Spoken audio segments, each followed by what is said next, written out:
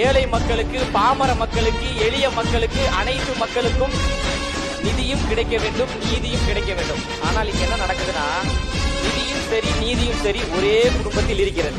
அதை மீட்பதற்காக தலைவர் தளபதி அவர்கள் வருகிறார். திமுக என்ற கட்சியை வீழ்த்துவதற்காக தலைவர் தளபதி அவர்கள் வருகிறார். எங்களை யாராலும் வீழ்த்த முடியாது. நாங்கள் ஆலமரம், நாங்கள் அரச மரம், நாங்கள் 75 ஆண்டுகால பாரம்பரிய கொண்ட கட்சி சொல்றீங்களா?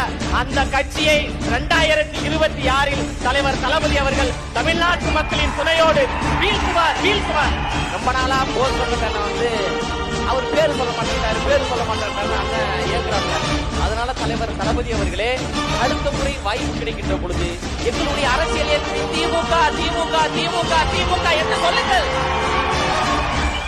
எங்களுடைய கொள்கை எதிரி பிஜேபி பிஜேபி பிஜேபி பிஜேபி என்று சொல்லுங்கள்.